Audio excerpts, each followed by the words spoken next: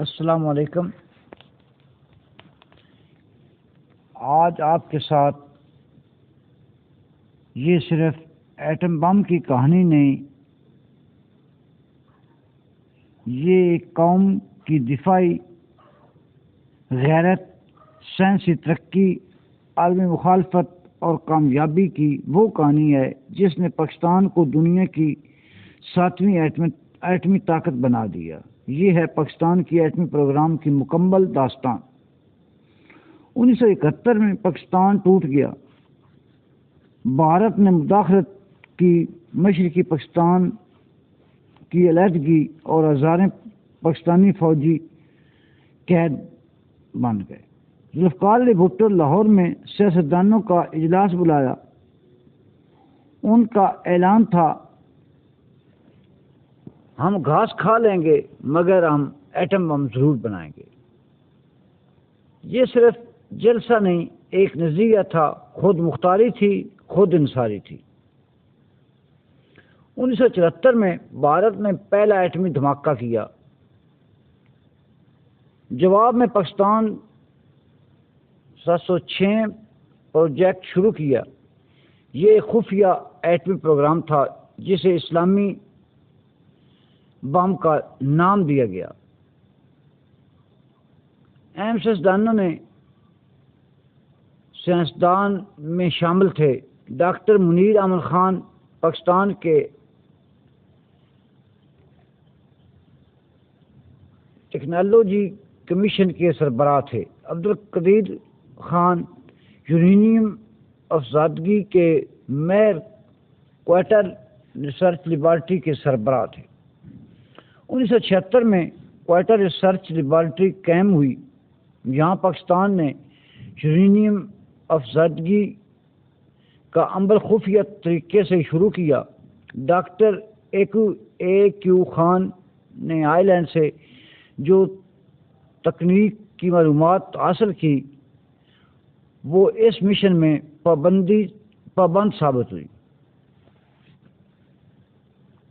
Uranium کی افزودگی کا کامیاب تجربہ، مقامی آلات، لیبارٹری کی تیاری، دنیا کی آنکھیں پاکستان پر لگی ہوئی تھی، خاص طور پر امریکہ، اسرائیل، بھارت کو خدشہ تھا کہ پاکستان ایٹمی طاقت نہ بن جائے۔ 1981 میں اسرائیل بھارت کوئٹہ پر مشترکہ حملے کا منصوبہ بنایا۔ امریکہ سیٹلائٹ اور روز کوئٹہ کی CIA تصویریں لیتے رہے۔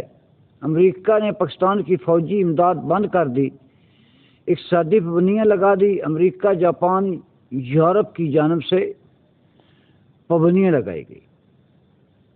مئی 1998 بھارت نے 5 اور ایٹمی دھماکے کیے۔ پاکستان عالمی دباؤ کا شکار تھا، لیکن قوم میں جوش و خروش تھا۔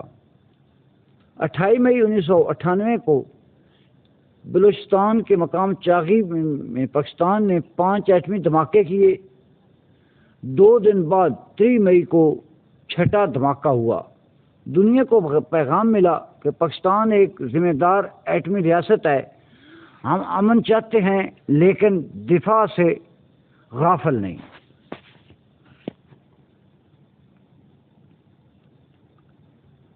ایٹمی دھماکوں کے بعد پاکستان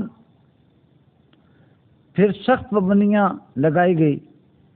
عالمی مالیاتی اداروں نے امداد روک دی۔ امریکہ نے فوجی سامان پر پابندی لگا دی۔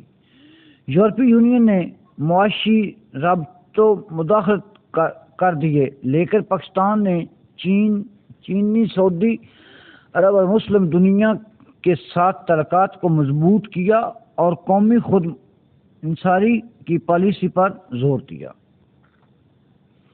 2004 میں مغربی انٹیلیجنس ایجنسیوں نے الزام لگایا کہ پاکستان کے سائنسدان ڈاکٹر عبدالقدیر خان نے ایران، لیبیا اور شمالی کوریا کو ایٹمی ٹیکنالوجی منتقل کی ہے۔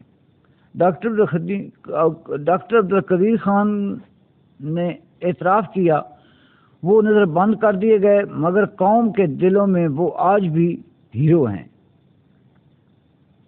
پاکستان نے ہمیشہ واضح موقف رکھا، ہم پہلے حملے کا ارادہ نہیں رکھتے، ایٹمی ہتھیار صرف دفاع کے لیے ہیں۔ پاکستان نے NCT اور CTBT پر دستخط نہیں کیے کیونکہ اس میں امتیازی سلوک ہے۔ پاکستان نے ایٹمی ہتھیاروں کی حفاظت کے لیے IAEA اور دنیا کے کئی اداروں نے تسلیم کیا ہے کہ پاکستان کے ایٹمی ہتھیار بالکل محفوظ ہیں۔ پاکستان ایٹمی پروگرام صرف ایک دفاع کے لیے بنایا گیا ہے۔ یہ قوم کی بقا ہے، خود مختاری سائنس میں خود انحصاری کی علامت ہے۔ امید ہے یہ ویڈیو جن کو اچھی لگے وہ لائک کریں، شیئر کریں، سبسکرائب کریں اور بیل آئیکن کو دبائیں۔